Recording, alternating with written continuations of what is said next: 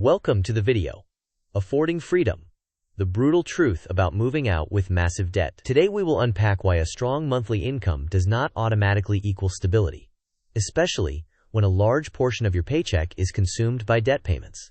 We will also explore how adding rent on top of heavy debt dramatically raises risk. And we'll walk through actionable steps to build an emergency fund, prioritize debts, and create a realistic timeline to move out safely. Let's begin. Here is our roadmap for today. First, we will compare high income to true stability. Then we will cover the 4 critical pitfalls that often derail a move-out plan. We will visualize the math with multiple diagrams. Next, we will outline what to do before you sign a lease. We will reinforce the concepts with 2 quick quizzes. Finally, we will map a 6 to 12-month plan and close with key takeaways. Disclaimer: this content is for educational purposes only and does not constitute financial, legal, or tax advice. Everyone's financial situation is unique. Before making decisions, consult a qualified professional who understands your specific circumstances. Let's dismantle the myth that a high income guarantees stability. With $5,000 coming in, if more than $2,400 immediately goes to debt and at least $1,200 goes to rent, the remaining cash must cover taxes, daily life, and unexpected expenses.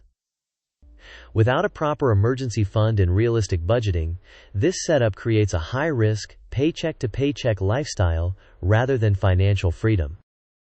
Here is the trap. Even with a strong-looking paycheck, fixed obligations like debt service, rent, and routine living costs quickly consume your income. Because so much is committed, a single unexpected bill, such as a car repair or medical expense, forces reliance on high-interest credit. On top of that, the initial costs of moving deposits, basic furniture, and household essentials rapidly drain any savings. The end result is a trade of mental space for financial stress, increasing the risk of late fees, interest charges, and further debt. First, calculate your projected monthly spending once you live on your own, including rent, debt payments, and realistic life costs. If that totals between $3,700 and $4,200, then your emergency fund target should be 3 to 6 months of that amount, roughly $11,000 to $25,000. As a near-term milestone, aim for at least $5,000. Keep your emergency fund separate from any move-in savings and do not use it for startup purchases. Automate contributions each payday into a high-yield savings account, and if you ever tap the fund, prioritize replenishing it promptly. This pie chart shows how a $5,000 income is typically allocated in this scenario. About $2,400 goes to debt payments, $1,200 to rent, $800 to life and sinking funds like groceries, transportation, subscriptions, and medical expenses, leaving approximately $600 as a buffer.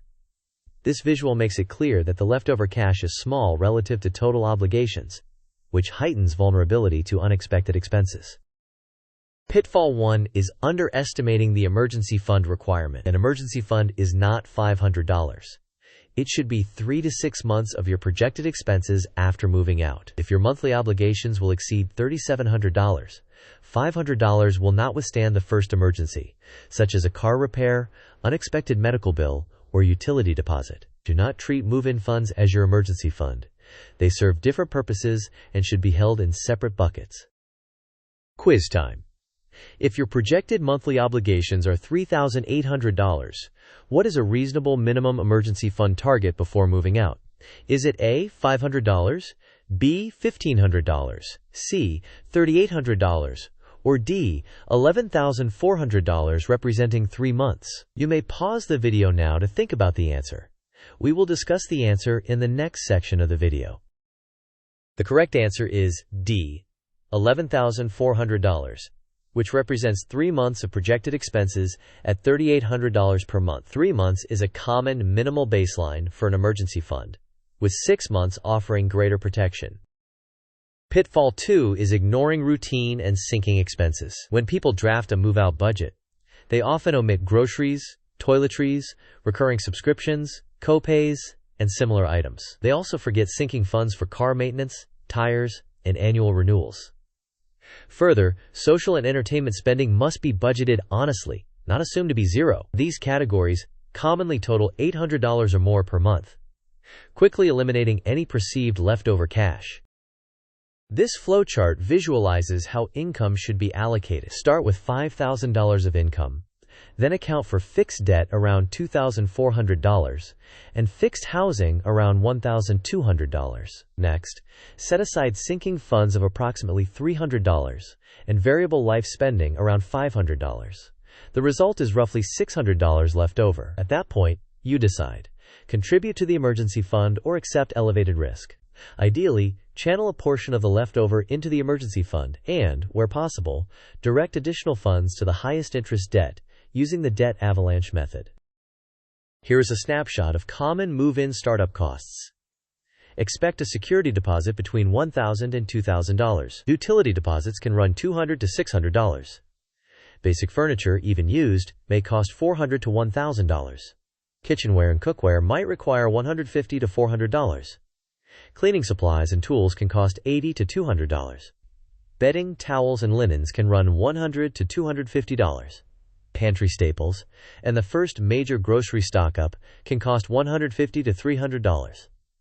Finally, budget an additional $100 to $300 for miscellaneous items, repairs, or transportation. These costs are in addition to first month's rent and should not be paid from the emergency fund. Pitfall 3 is underestimating the startup shock. Deposits, furniture, kitchen essentials, and initial household supplies often total several $1,000s. These are predictable setup costs, not emergencies. So you should not tap your emergency fund to cover them. Instead, plan and save for them separately. To reduce costs, buy used items, borrow from friends or family when possible, and start with a minimal setup while you build momentum. Pitfall 4 concerns debt prioritization and consolidation. Focus on the highest interest balances first, which are commonly credit cards. If you have private student loans with high rates, consider reputable consolidation to reduce rates and simplify payments. Eliminating consumer debt decreases monthly pressure quickly. Automate minimum payments to avoid missed due dates, and direct any extra cash at the highest rate balance until it is eliminated. Then roll those payments to the next balance. Let's compare moving now versus waiting 6 to 12 months. Moving now often leaves you with a very small monthly buffer, heightening the risk of new credit card debt. Startup costs can drain savings immediately, and the stress of living on the edge can be overwhelming. In contrast, waiting allows time to build an emergency fund above $5,000, pay off high-interest debt, and save for startup costs in cash. This approach provides margin and significantly more peace of mind when you finally move. Here is a 12-week jumpstart plan. Weeks 1 and 2. Audit all accounts and list every debt with its interest rate and minimum payment. Then build a realistic, zero-based budget. Weeks 3 and 4. Automate all minimum payments and direct every spare dollar to the highest APR using the avalanche method. Weeks 5 and 6.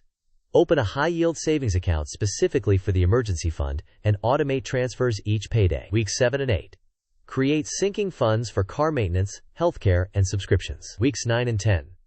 Research and price a specific move-in startup list and set a separate savings target for it. Weeks 11 and 12.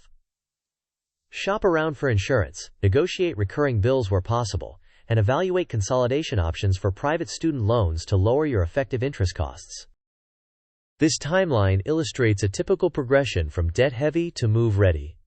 Today, the emergency fund may be below $1,000. Within 1 to 3 months, you establish a comprehensive budget, implement the debt avalanche, and grow the emergency fund to $1,000 to $3,000. By 4 to 6 months, high-interest debts are reduced, the emergency fund reaches $3,000 to $5,000, and a separate startup fund is growing. Between 7 and 9 months, consumer debt is near zero, and the emergency fund reaches $5,000 to $8,000. By 10 to 12 months, you may have 3 to 6 months of expenses saved, startup costs fully funded, and the stability to sign a lease with confidence. Second quiz.